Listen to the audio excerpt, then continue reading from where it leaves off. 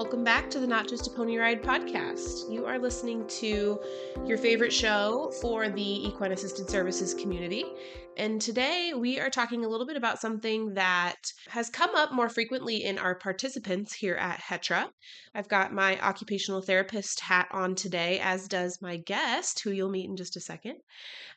So we have had a few participants that have benefited from this tool, and we're going to talk about fidgets today. So before we get into what fidgets are, how we use them, when do we use them, when do we not, when do they become a distraction, right? There's all kinds of different nuances when it comes to using tools for our participants to help them be more successful. So we're going to get into all that today. But before we do that, meet my lovely guests. Miss Abby, thank you for joining me. Thank you. Nice to be here. Tell me a little bit about yourself and how you ended up at HETRA. My name is Abi Cross. I'm an OT3. I go to Creighton, and I am actually doing my capstone here at HETRA. It's a 14-week rotation, and I like the idea of HETRA because it's non-traditional, and I got to see a lot of things that I wouldn't see in a traditional setting. And when I toured here, I really liked it. I started as a volunteer for a little bit, and then I had an interview, and I got the position here. So yeah, Abby's a student with us, and that's kind of a also a question we get a lot actually is, how do we integrate internships and professional students into our work? Because it is such a specialty kind of niche sort of deal. And you had a little bit of experience Mhm. before or in the EAS field before you came to us, right? Mhm. So you kind of knew about it. And you were really easy to train and get integrated into things because of that experience. So that was good. Very good. All right. Well, Abby's here talking with us because she helped us develop some educational resources, and that was part of your capstone project, right? Right, yeah. We have a handout about fidgets, and then we have some other neurodivergent handouts and things like that. Mm-hmm. And so we kind of designed these handouts as a way for our participant families to get information that's digestible, easy to understand, and quick, like a quick reference guide, right? Right. Because we are going really fast between our, sessions in the arena, and sometimes we don't always have a ton of time to sit and chat or, give our participants' families tons of notes or, things like that. And so working with some of our participants who are neurodivergent with things like difficulty with transitions, things like using fidgets, right? What other things do we have? Deep breathing techniques. Sensory regulation technique, the adaptive writing versus hippotherapy. I think that's a Yeah. question you get a lot because some Hmm. people graduate from hippotherapy to adaptive writing. Yeah. There's all kinds of different things that we can give our families that has the information we want. We can reference it quickly and they can really digest it and benefit from it, as they look at those handouts. And so that has been really, really helpful for us and something I would definitely recommend to other centers in having a student is that they get to help you with these awesome projects that you might not otherwise have a ton of time to do. Things like developing curriculum and educational resources and all kinds of things. And who knows, you might end up loving them so much you keep them. So that's always a good thing too. So let's get into the meat and potatoes of today, which is using fidgets. Abby, what is a fidget? So, a fidget is small, handheld, and it is often a toy that can be manipulated or moved, and it is used to help with people cope with anxiety or restlessness, and then it also aids in self-regulation. Hmm. So, a tool we can use to help with focus and to help our bodies feel better, right? What's the first thing, like when you think about fidgets, Abby, what's the first thing you think of? I think of the poppets or like one of those squishy silicone things with all the strings on it, Mm-hmm. because that's a big one I feel like I see Yeah, here. that's a big one. I think one that's common is like the fidget spinner. Mm-hmm. A lot of people remember the fidget spinner. Those were really big. And actually, so I did a little research just because you guys know me if you listen to the podcast. I like a little research, right, to know why, but fidget spinners were like kind of the first fidgets like on the scene. Yeah. And funny about a fun fact about it that I think is kind of funny is that a lady invented the fidget spinner and then she didn't want to continue to pay to have the patent updated. Okay. And so she let it go. And then these kids, these high school kids, used their 3D printer at school to print fidget spinners. And Interesting. then, yeah, and then they made some, and the school was quickly like, okay, like you guys can't run a business out of the like high school library. And so then they made enough money to buy a 3D printer and then they started making them. And that's how fidget spinners became really popular. Interesting. I did not know that. Yeah, fun fact. That was in like 2017, so a while ago.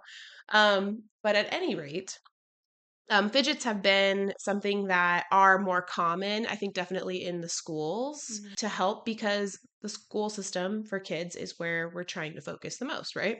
So, what kinds of benefits do we see from fidget? Yeah, so it's a good tool to use. It just keeps their hands busy. For example, we have some riders that want to pull the horse's hair or participant's hand, the sidewalker, or put things in their mouths, things like that. So it kind of keeps their hands busy while regulating their bodies, not to move their hands like in an inappropriate way that could be distracting to the volunteers and the horses and things like that. Yeah. And the basics of how fidgets work really come down to physically your body and how it regulates. So everybody, whether you're neurodivergent or you're neurotypical, we all have some level of like threshold of stimulation that we have to have in order to pay attention. You guys might be listening to this podcast right now and thinking about something else because we're all really busy, right? But if you can find that perfect level of stimulation, maybe you put in a piece of gum or you have a fidget, or you start walking or pacing around, or you're playing a game on your phone or something while you listen to this podcast, that can help you reach that perfect level of stimulation for you to be able to pay attention and really absorb the information. It kind of all comes down to like sensory regulation and how your body prefers that. So everybody's different. Even two participants with the same diagnosis, so ADHD, for example, two participants with ADHD will have different levels of stimulation needs, I guess, if that makes sense. So that's kind of how the basis of how it works. And self stimming also comes to mind because we do have some participants that have stimming behaviors that become difficult when we talk about being mounted on horseback, especially. What are some of those stimming behaviors that you've noticed since you've been here, Abby? I've seen a lot of arm flapping, hand flapping. Some participants like to stand in their stirrups too. Yeah. So, yeah, fidgets are a great tool to use to keep those different movements kind of minor, I Yeah, would say. absolutely. Those kind of things can be very hard on the horses' backs, and it also can be distracting. Yeah. When we introduced fidgets to the arena, to the EAS realm of things, and we'll talk primarily about mounted activity, when you bring anything new into the arena, what do we have to do first, Abby? We always have to make sure the horse is desensitized to any tool that's going to be used. Yes. So we don't want anything that's going to like make a lot of noise, that's going to scare our horses, or if it does make noise, our horses need to know about that, right? And sometimes we have participants that bring their own. So if you have a family that says, they use this fidget or even like an oral tool, like a chewy, things like that, those still need to be run by your horse team and all of your horses to make sure that they are comfortable with that. So don't forget to do that. That's always important. But then it's important to kind of set some, not necessarily rules, because we're using this as a sensory tool, right? We want everybody to understand on the team that this is not a toy. It's not a reward. It's not that. It's an actual tool that we use for focus, attention, replace a sensory need, something like that, right? So, what are some things that we can do to help manage fidgets in the arena? What works for us, I would say, is if the fidget is becoming distracting, using words like my turn, your turn, if they're not following directions during the session. So you can kind of let them play with it and then say, okay, my turn. And then you can take it for a second while you're also giving direction on what you want to happen during the session. I feel like that's the most successful that works for us. Yeah, I love that tool. You can offer something like my turn, your turn, where they're still getting that satisfying that need, but also you're getting done what you need to get done, right? This episode is sponsored by Freedom Rider. Freedom Rider's mission is to provide safe, top quality tack, supplies, and resources for riders, horses, instructors, and trainers. Starting in 1996 as a catalog of hard-to-find specialty items for therapeutic riding and driving, this company has grown to include more items for therapeutic riding, hippotherapy, and able-bodied riders of all disciplines. By working with select manufacturers, specialized craftsmen and women, and actually developing their own products based on customer needs. This store carries everything from hard-to-find adaptive tack solutions, saddles, all different kinds of reins, educational books and curriculums, fun equipment like rings, beanbags, sensory items, and so much more. Check out Freedom Rider and all they have to offer at www.freedomrider.com. So, what happens if we need to use our hands in a task, right? So, we're in equine assisted services, we're mounted. Sometimes we need to use our reins. We need to, engage in, activities with rings or whatever it is what we're doing. How do we manage the fidget in those situations? So what we normally do is we'll have them put the fidget kind of on the saddle if it's not distracting. And then if it comes distracting, we can say if the sidewalker's name is John, we can be like, why don't we hand our fidget to John? Or we can incorporate that my turn, your turn use. Yeah. So that we can increase the appropriate, use of the tool and also some social dynamics, which is cool. Another thing that sometimes I will see instructors do is like if you have a participant who, let's say, for example, has a self stim of hand flapping. Well, we can't have hand flapping while we're using our reins, right? Because that's not fair to our horses. And we always want equine welfare to be at the tip top of what we're doing to respect our partners in this beautiful work we do. So, a lot of times I will have instructors that use a fidget, will have them maybe use a fidget in one hand while they neck rein, for example. Having both of those reins in one hand and then the fidget in the other hand can really help sometimes if they have something to sort of fidget with in the other hand, then for example, then their right hand can really be doing a lot of good work. And that fidget is helping them stay on task and helping them stay focused. So that is another tip that I use sometimes, especially for our instructors who are doing more reining and that kind of a thing. When do we feel like fidgets become not appropriate? Because sometimes we have to trial and error this, right? Yeah, I would say if it's just not effective. If you notice they're doing something with the fidget and it's just not helping with any of that regulation, or when you're trying the my turn, your turn, and they're just very distracted, I would say that's when you could try and find a different fidget or just trial without.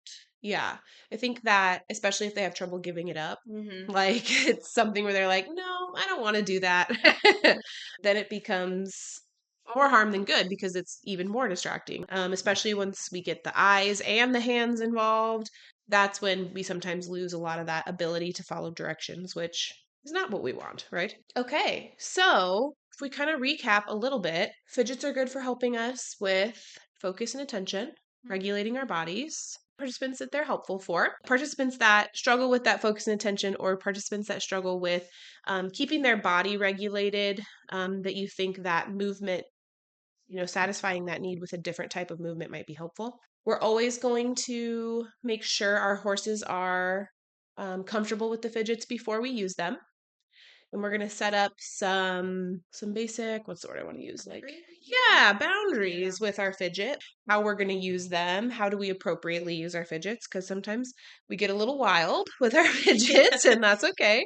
But we just need to set up that boundary a little bit with how we use them appropriately. Even using that my turn, your turn language, making sure that that is going to go well when we need it, need that fidget to be less of a focus, right?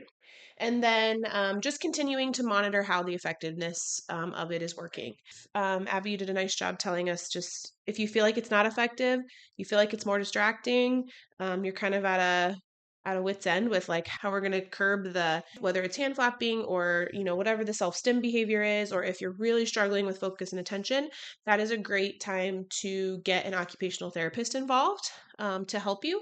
If you don't have an OT on your staff to help you, just find one to keep in your pocket. I think any OT would be more than willing to, not necessarily discuss participant specifics with you because we have to keep sort of that privacy in mind, but giving you some good guidelines on fidgets, I think, is something any OT would be happy to do. We're also going to share Abby's beautiful handout that she did for us on fidgets on our Patreon. So if you are a Patreon subscriber, you can go get that informational handout for free. Use it for your families for education or for your instructors for education. Has a lot of the guidelines that we talked about today and some extra stuff too. So go over to Patreon to snag that. Also, wanted to take a second to share some exciting news. So, we did the mini course for neurodivergent participants. Let's see, when was that? January, I think. It was a while ago.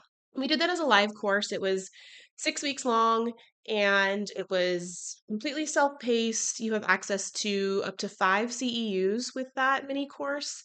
And we are going to open that up to be evergreen. And when I say that, I mean it's going to be alive forever. You'll only have access to that course for 4 weeks once you start it, but it is going to be for sale in perpetuity over at heterouniversity.org. So if you're interested in a very self-paced, all online, come and go as you please, get your CEUs, all those DE CEUs that sometimes are difficult to find, go over there and click on the supporting participants who are neurodivergent mini course and get all those CEUs exactly how you want them. We're busy people in this field, right? So it's nice to be able to have those CEUs be really accessible and stay really affordable. So that course is going to live in perpetuity online for just $49. So go over and check it out. Thank you for joining me, Abby. I appreciate you. Yeah, this was fun. Yeah, it's been a joy having you. And before I let everyone go, give me your, let's see, you can choose. Do you want to give a student advice or do you want to give maybe your favorite part about being a student at Hetra? I don't have just one favorite of being here, so let's do student advice. So if you're an OT student and it's your first year, I would say it flies by. Mhm. And every instructor that you have wants you to be successful. So I feel like if you have that relationship and you can really confide in them, I think that's special, and ask them for guidance because they want to help you. They want you to be successful. When you first started thinking about your capstone project and you told your advisor that you wanted to do something like Hetra, Mhm. were they like, what? Yeah, they were like, okay, we've had students do it years ago, Mhm. but they said you'll learn a lot. And when we met, you were like, it's not traditional and it's not going to be something that's heavily weighted on your boards. But Yeah. I really wouldn't change it. Obviously, Mhm. it's been great being here. You learn so much and you get to meet so many people. So yeah, it's fun. I love it. Well, thank you, Abby, and thank you everyone for listening. Again, go over to Patreon to get that fidget handout or go to heterouniversity.org to get all your DECEUs for the year. Thanks, everyone. That's all for today. But until the next episode launches, scroll down to the show notes and click on the link to get plugged in with us on Facebook, Instagram, or our exclusive educational club at Patreon. This podcast is presented by Hetra University, the educational arm of Heartland Equine Therapeutic Riding Academy in Gretna, Nebraska.